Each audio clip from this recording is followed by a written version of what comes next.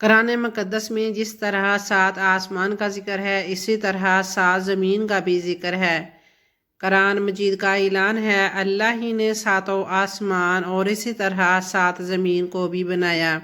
اس آیت کی تفسیر مختلف مفسرین نے مختلف کی ہے۔ بسم اللہ الرحمن الرحیم۔ پہلے تو یہ بات یاد رکھنی چاہیے کہ قرآن سائنسی کتاب نہیں ہے، اس لیے اس کا انداز بھی سائنسی نہیں ہے۔ اس کا طرز بیان ایسا ہے کہ موجودہ دور کا جدید انسان بھی اس کو سمجھے اور 1400 سال پہلے والا ایک عام سے بدھو بھی اس کو سمجھے۔ قرآن کا مقصد چونکہ سائنس سکھانا نہیں، اس لیے آپ قرآن سے سائنسی انداز کا مطالبہ نہیں کر سکتے۔ ہاں یہ ہے کہ قرآن اگرچہ سائنسی کتاب نہیں، لیکن سادہ انداز میں جو بھی اس میں سائنسی حقائق بیان کیے گئے ہیں وہ مبنی بر حقیقت ہیں۔ 7 آسمانوں کے معنی کیا ہیں؟ کیا اس کے معنی یہ ہیں کہ فضا و آسمان کی 7 تہیں ہیں، یا اس کے معنی یہ ہیں کہ جنت کی 7 سطح ہیں، یعنی بہشت 7 سطحوں پر 7 تہوں پر مشتمل ہے؟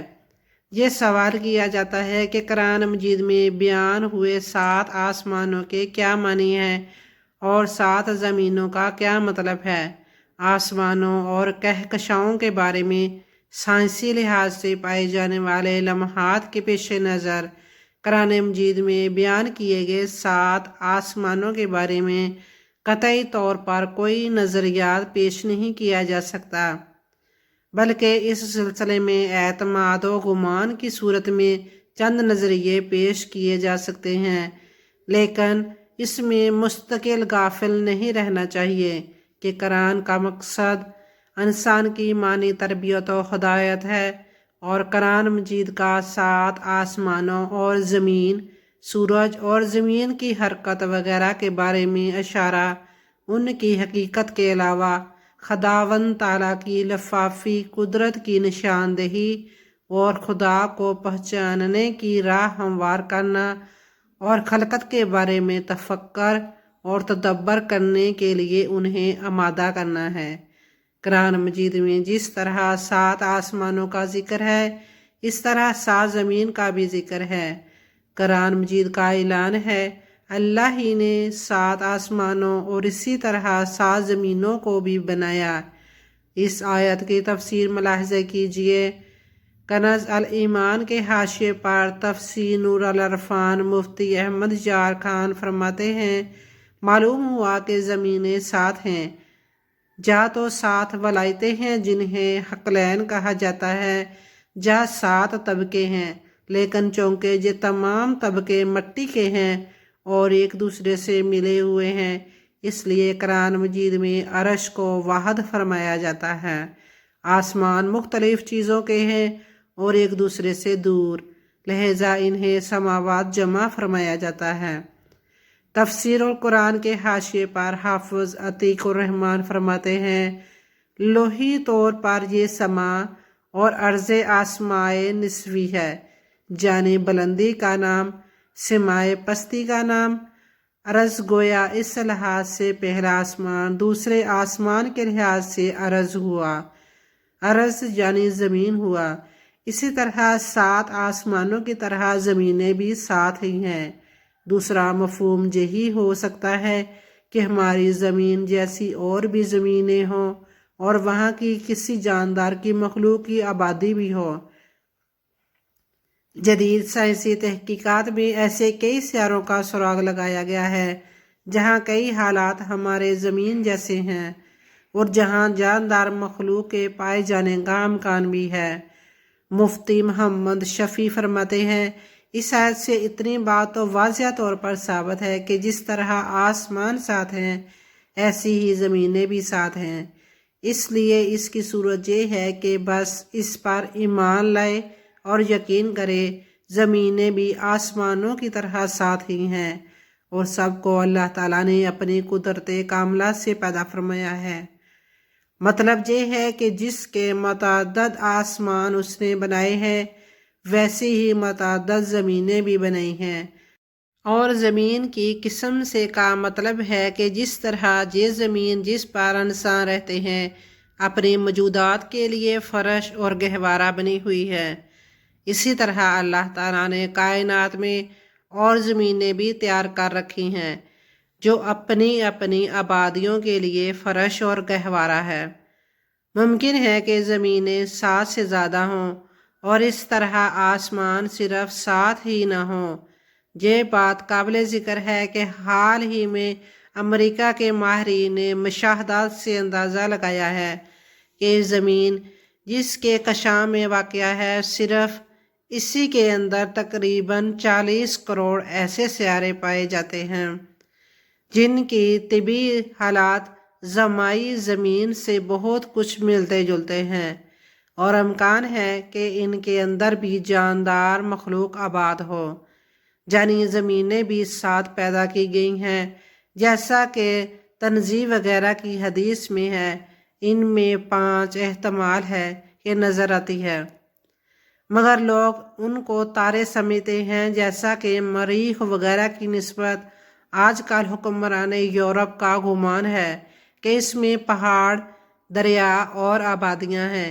यानी मरीख के हवाले से साइंसदानों का कहना है कि इसमें पहाड़ भी हैं और दरिया भी है और आबादियां भी हैं। ये कायनात इस आसमान और ज़मीन तक महदूद नहीं बल्कि ये पहला आसमान है जिसे हम अपने ऊपर देख रहे हैं और इस तरह 7 आसमान अल्लाह ने बनाए हैं और जिस तरह आसमान दुनिया के नीचे ज़मीन है इसी तरह दूसरे आसमान के नीचे भी ज़मीनें भी हैं, लेकिन ये ज़मीनें हमारी ज़मीन से काफ़ी मुख्तलिफ हैं और साइंस की रसाई खोल से बाहर नहीं है। इसमें हम रहते हैं यानी ये ज़मीन और ये ज़मीनें और ये आसमान और इसके ऊपर का पहला आसमान। मुर्गी का चूज़ा जब तक अंडे के अंदर रहता है उसके लिए नया वही होता है और जब इस खोल से बाहर आता है तो एक वसी दुनिया में आंखें खोलता है। इसी तरह हम इस ज़मीनों आसमान के खोल में बंद हैं, लेकिन अल्लाह की कायनात उस हद तक महदूद नहीं है। वही इलाही जिसने हम तक इस राज का इंकशाफ किया है कि वो नहायत वसी है जे के वादी दीगरे ऐसे 7 आलम हैं। कुरान मजीद अपनी हकानियत के इस असबात और हकाइक के असबात के अलावा और इसके लिए साइंस का महताज नहीं है। साइंस सिर्फ हकाइक पर से पर्दा उठाने का काम कर रही है। वैसे अभी तक साइंस की पहुंच आसमान दुनिया तक भी नहीं हुई। इंशाल्लाह आइंदा साइंस साबित करेगा कि 7 आसमानों की तरह 7 ज़मीनें भी हैं। अहादीस में इसका मतलब ये वाज़िया होता है कि आसमानों की तरह ज़मीनें भी 7 हैं, अलबत्ता उनकी कोई तफसील कुरान और हदीस में नहीं बयान की और ना ही बताई है कि 7 ज़मीनें तह बातह हैं या इनके दरमियान फ़ासला है और अगर फ़ासला है तो वो कहाँ वाक़या है।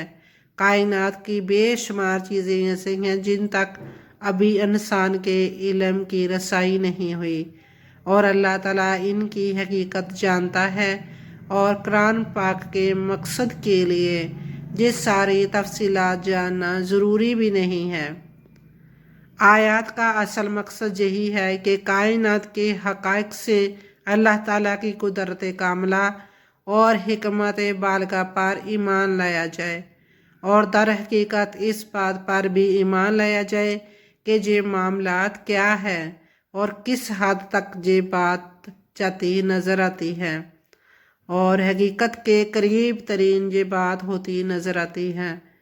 इस ज़मीन पर कौन सी चीज़ पहले थी, इस ज़मीन पर कौन सी चीज़ आखिरी होगी, इस हवाले से तभी बहुत सारी बातें पूछी जाती हैं, कही जाती हैं और बताई जाती हैं। आम तौर पर अहले इल्म ने मुख्तलिफ ज़मानों में फलसियाना तसव्वुरात की बिना पर आसमानों की माहियत और हकीकत मुतय्यन करने की कोशिश की है।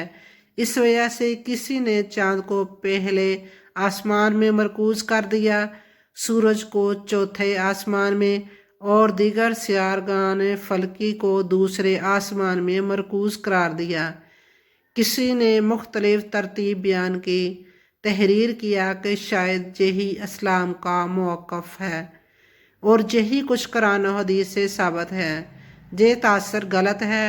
قرآن و حدیث کی کوئی ایک نسبی تصور کی تائید نہیں کرتا۔